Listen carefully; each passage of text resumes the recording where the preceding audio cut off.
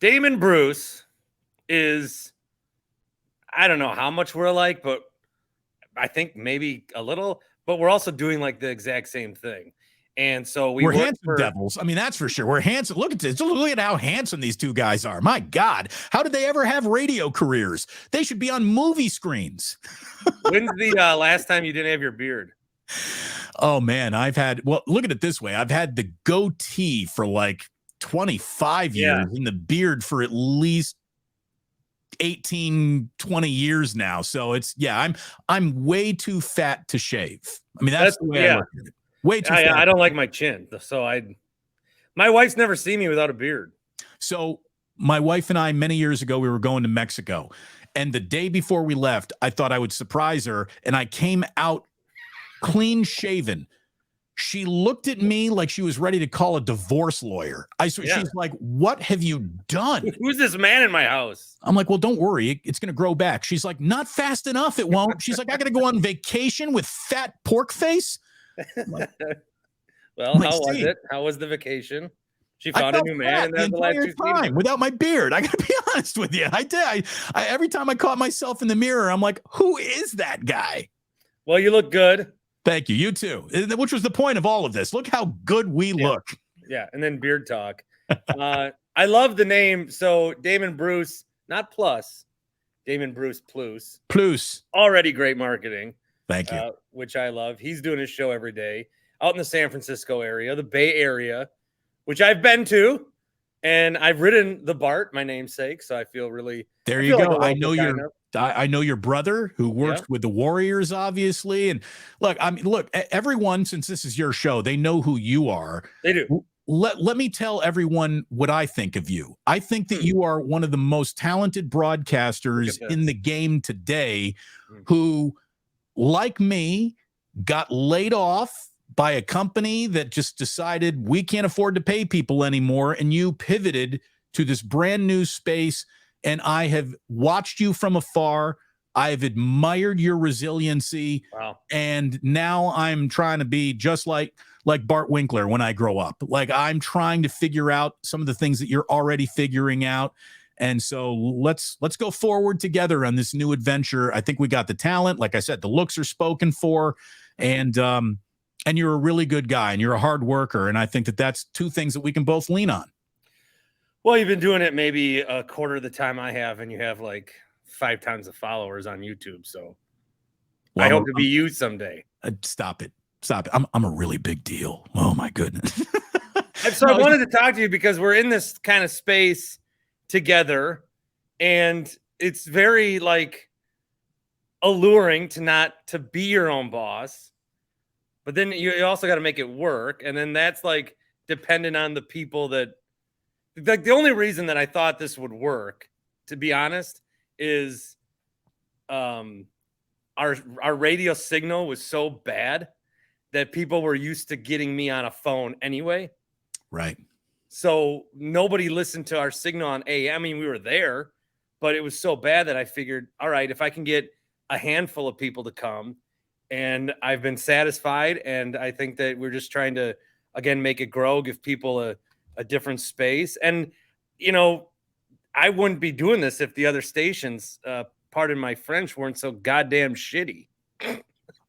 Here's the thing. There's a lot of competition whose ass looks kickable, right? So I certainly was doing much of that kicking when I was on terrestrial radio, and now this is just a new spot. And, you know, the way that I explain it is simply this. The biggest radio station in the world, whatever the answer is congratulations. That's officially the biggest radio station in the world. Whatever that station is this. The internet is this.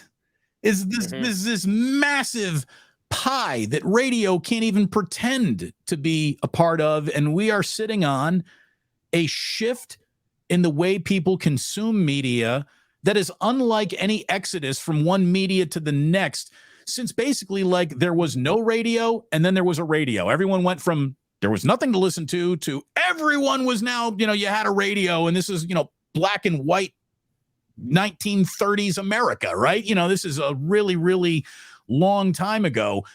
The migration to YouTube, to TikTok, to content creators. It's what's killing network television, cable companies. So radio doesn't stand a chance if TV is being affected by this. So, we were kind of both forced into this new reality. Yeah. But I think 10 years from now, when we look back on that moment where we were forced from one thing into another, I think we're going to look at it as maybe even a blessing in disguise. And I'll never be happy with being laid off with the #1 show in Northern California. If you had ever told me, like, here's how it's going to end for you, Damon, here's how you're going to get it one day, I would have never said that. I would have been like, well, I said something, I pissed someone off, I pissed the team off. Like, all of those things were totally in play. But being suffocated by my own success and longevity, like, I never really quite had that one on the bingo card. So here we are. And I'm sure, like you, there are days, I just said this on a show that I just wrapped up before you and I sat down today. There are some days where I totally feel like I am captain of the USS Future, and I am soaring out into the ocean on this huge ocean liner that is pivoted towards the future. And there are other days where I feel like one man in a rowboat in the middle of the ocean. And who am I kidding? There's a lot of doubt that comes with pivots. Oh, yeah. And you just got to keep going through it. When your stuff is good, like when you're good, it's like a rapper, right? Like, there's a ton of people who think that they can rap and they try to freestyle, but who's actually really good at this? There's no middle. It's very high days and then very low days. I think I can rap. I really do. Here we go. Yes. Give me a rap about John Fisher, the A's owner. Well, so it's going to be sent with a parental advisory sticker on my cover of my John Fisher album, because I'm not even going to say pardon my John French. Fisher, always out for a buck. John Fisher, greasy, slimy, fuck. How about that? Can I use that? I mean, can I just steal that from you? Because you just got to rhyme buck with fuck. Dude, this is the single worst owner that has not been directly attached to the concept of former color line in sports racism. I mean, outside of racist owners, John Fisher is the single worst owner in the history of American sports. He has intentionally sabotaged his team and his fan base in order to literally enact the plot of the movie Major League to get relocated. And you're wearing the shirt that people were wearing Tuesday. There was like 27,000 people, the reverse boycott. The shirt just simply says sell. There were great time chants, and it everybody got captivated by it because the atmosphere is like nothing we've ever seen before, at least in TV, and you were there. And I think what sucks about this whole situation is you have an owner that is trying to, and this is like this whole year, all I've been thinking about is how we go so crazy for these sports, but all they are pieces of property owned by individuals that, started not even on third base, but started like halfway to home. And so we're just left to be at their whim. And if a guy wants to move and sees more money elsewhere, he can move. And I'm thinking, well, what can the A's fan do? Because you don't want to support your team because they're moving anyway. You don't want to be, this sucks because they're moving anyway. And so at least if they are going to die or move or whatever, I think Tuesday's that's going to go down. That'll be remembered for a long time, what you guys did. It's a catch-22. You're damned if you do. You're damned if you don't. You don't want to give any money to someone who's literally robbing you blind. And you don't want to be disloyal to your team either, that you wanted to ride or die with. It's really a tough situation. And the most frustrating element of it all, Bart, is, John Fisher, like all billionaires, can so insulate himself from forget about criticism, forget about media questions. Like this guy, he'd have to hold up today's San Francisco Chronicle for me to even believe he's really still alive. I mean, there's almost no proof of life on him. He is so in his inherited from his daddy ivory tower that there's no amount of how do you shame the shameless? Yeah. There is no amount of last night which was, Tuesday night was just dripping in symbolism. There's no amount of symbolism that'll ever reach John Fisher. He's not in the symbolism business. He is in the, I don't care how many families' memories I have to destroy, past, present, and future, so I can go from ultra wealthy to ultra very wealthy. It's not like this guy needs to go ahead and figure out a way to feed his family, and who gets hurt in the process, well, that's just the way the cookie crumbles. No, this guy is going from I sleep in a 15-bedroom mansion to I sleep in a 16-bedroom mansion. I mean, that's it. That's all he's going to accomplish with this move. And there's no amount of baseball fans' tradition or loyalty that even computes with him. This is what happens when wealth is inherited and not earned. And we see time and time and again the example of massive greed being the only thing that people understand. And that's why Nevada has had votes that were a clear no, bought, turned into yes, which the legislature is now going to apparently do what it can to get in bed with this monorail salesman. And wait until you see what a lackluster product is truly delivered to Las Vegas when it's all said and done.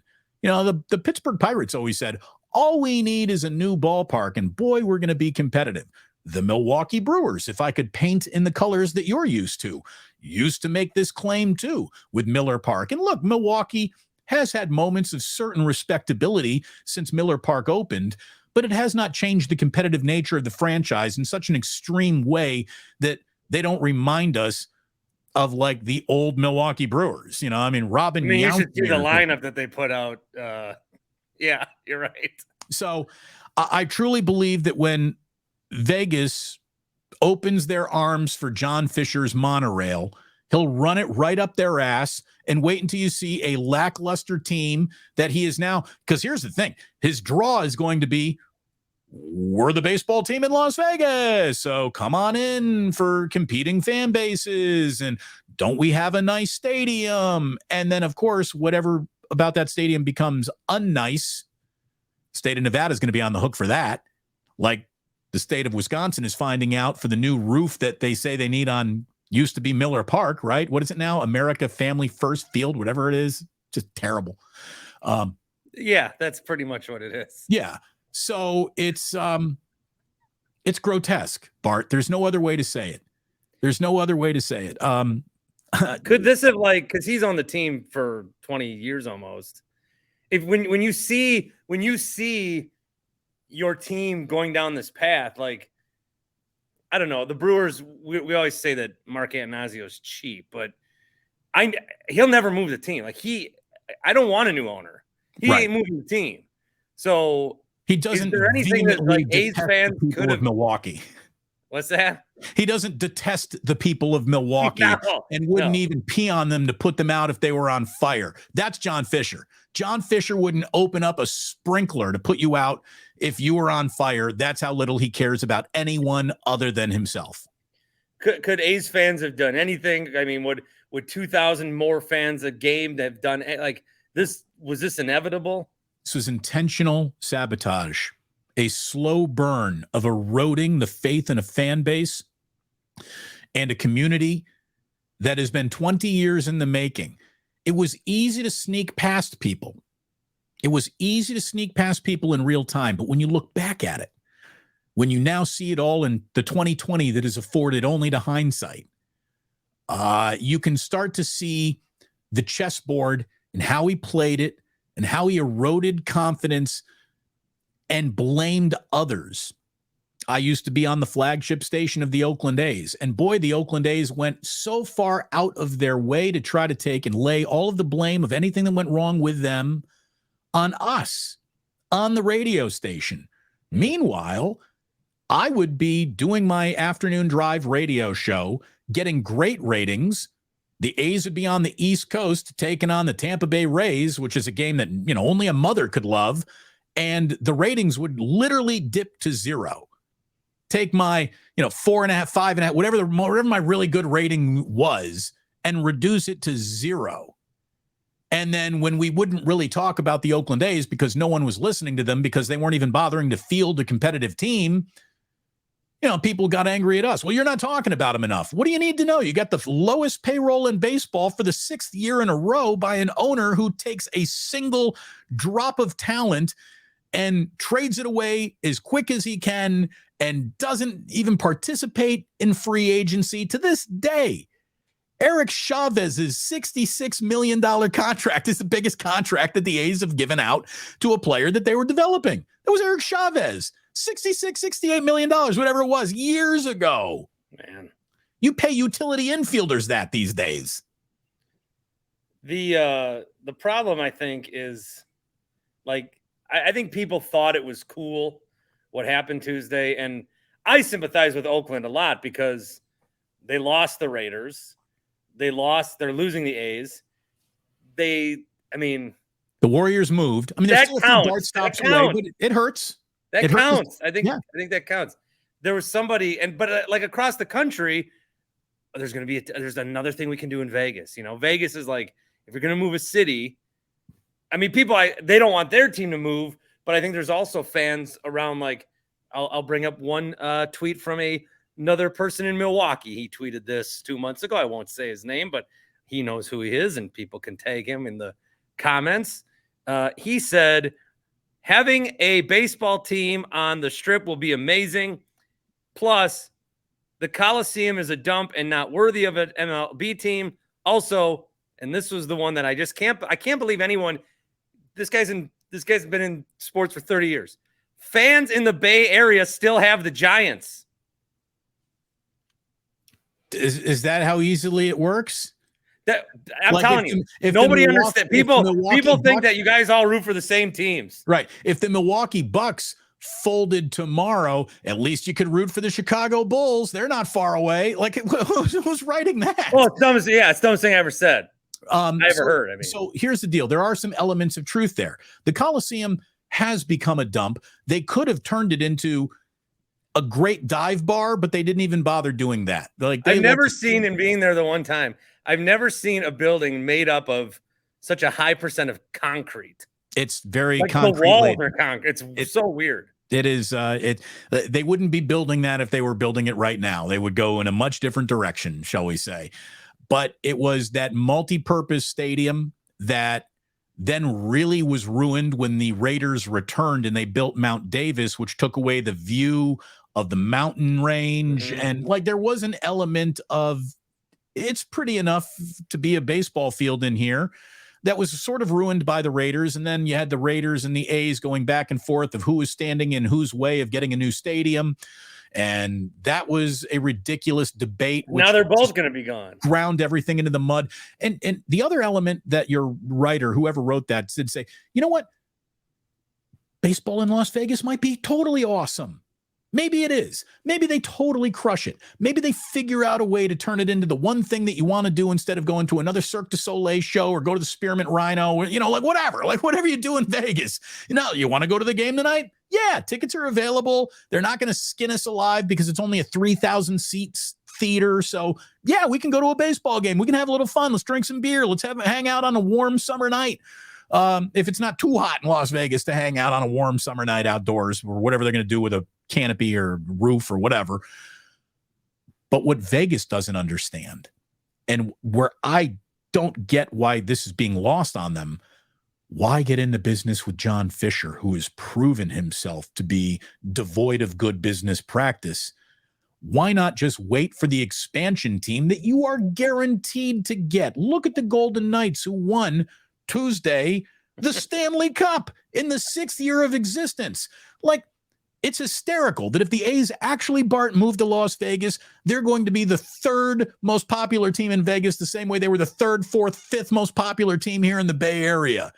It's hopefully. Yeah, it's a Knights town. It's a Raiders town, just because football is king, and they'll still be, they'll be behind Cirque du Soleil as well in terms of attractions that people want to go to.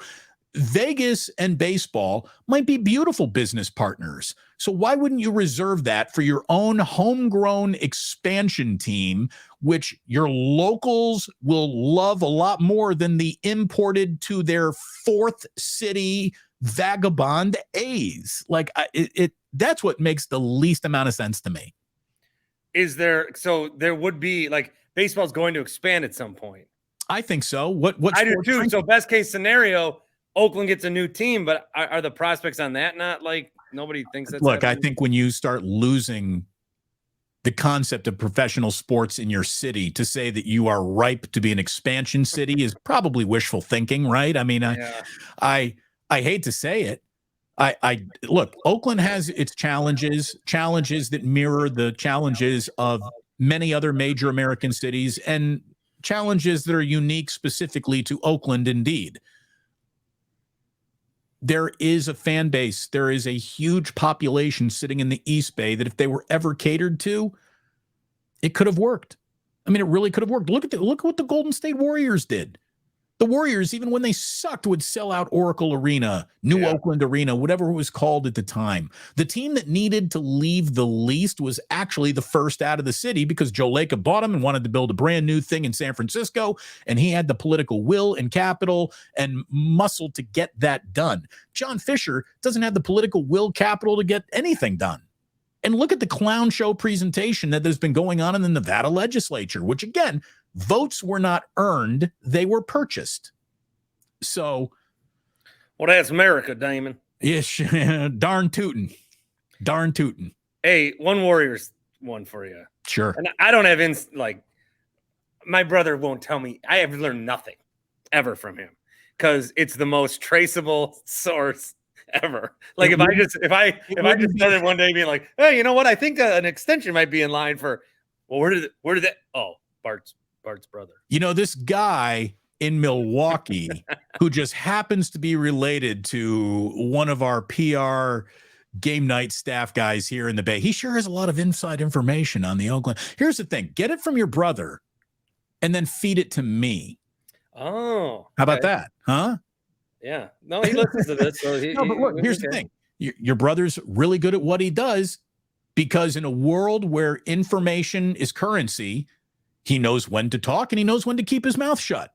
I tried to get so much out of him out of that punch. He's like, oh, yeah, I don't know. I wasn't there. Okay. Sure. Probably never even saw it on ESPN or even heard about it or talked about it. He's hearing about it now. What punch? But I think Bob Myers, that's what I want to ask you about. He's stepping down because he doesn't want to break up the team, right? That's the thing. I think there is an element of he doesn't want to be the bearer of bad news.